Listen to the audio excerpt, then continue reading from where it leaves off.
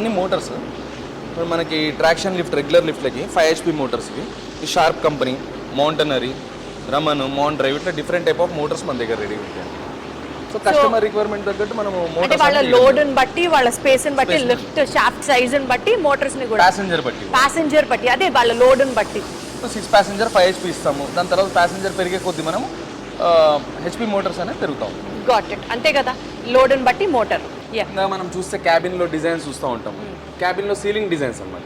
అచ్చా. So powder కోటెడ్లో ఎస్ఎస్లో కూడా మన దగ్గర సో మెనీ డిజైన్స్ ఉంటాయి. సో కస్టమర్ రిక్వైర్మెంట్ తగ్గట్టు మనం ఆ design provide. So walls, cabin walls దగ్గర నుంచి సీలింగ్ దగ్గర నుంచి ఏదన్నా కస్టమైజ్ చేయొచ్చు, ఏదన్నా డిజైన్ పెట్టేయచ్చు. సూపర్, అసలు నైస్. క్రియేటివిటీకి limit, sky is the limit అన్నట్టు. కార్ ఫ్రేమ్స్, దాని తర్వాత క్యాబిన్స్ ఇక్కడ బిల్డ్ చేస్తారు. Cabins, counter frames, weights, everything. జనరల్గా ఏది ప్రిఫర్ చేస్తే బెటర్ అండి? అంటే ఎస్ఎస్ కానీ ఎంఎస్ కానీ దేని మీద స్క్రాచ్ ఫ్రీ ఉంటుంది? అలా లేదు. మనకి ఎస్ఎస్ అనేది ఏంటంటే స్టెయిన్లెస్ స్టీల్, లుక్ కోసం మెయిన్ ఏంటంటే కస్టమర్కి ఒక అంబియన్స్ లుక్ కోసం అన్నట్టయితే కనుక మనకి ఎస్ఎస్ బాగుంటుంది. ఎంఎస్ పౌడర్ కోటెడ్ అది కూడా బాగుంటుంది. కొద్దిగా బడ్జెట్ ఫ్రెండ్లీలో అంటే కనుక వెళ్ళాలి అనుకుంటే పౌడర్ కోటెడ్లో వెళ్ళిపోవచ్చు.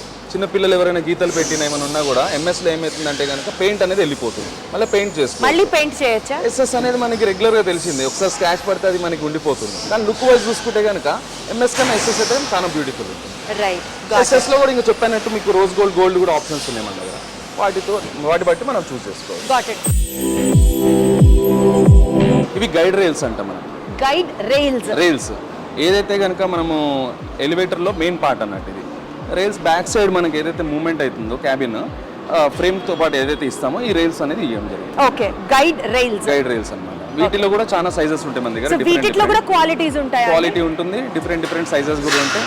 టైప్ ఆఫ్ లిఫ్ట్ బట్టి మనం టైప్ ఆఫ్ గైడ్ రైల్ అనేది సెలెక్ట్ చేస్తాం. Okay, next powder coated unit. Powder coated మీకు ఇప్పుడు దాకా ఎస్ఎస్ అని అన్నాను, ఎంఎస్ అని అన్నాను. మైల్డ్ స్టీల్లో మనకి ఏ కలర్ కావాలంటే ఆ కలర్ మనం చూస్ చేసుకోవచ్చు అన్నాను. ఈ పౌడర్ కోటింగ్ యూనిట్ అంతా మన దగ్గర రెడీ అవుతుంది. Okay. So powder coating lifts అనేవి బేసికల్గా they are pocket friendly. Yes, ఏంటంటే ఏ కలర్ అంటే ఆ కలర్ మనం చూసి ఇట్లా పౌడర్ కోటింగ్ ఇక్కడే వరకు. క్యాబిన్ అయినా ఇప్పుడు డోర్ అవుతుంది, అది డోర్ అన్నమాట. ఐవరీ కలర్లో ఇప్పుడు రెడీ అవుతుంది. ఐవరీ కలర్లో రెడీ అవుతుంది. సో అది చాలా చూడడానికి పౌడరీగా ఉంది కాబట్టి this is called as powder coated lifts అన్నమాట. సో అక్కడ మీరు చూస్తున్నది విజువల్స్ లో it is ivory colour lift door which is getting ready.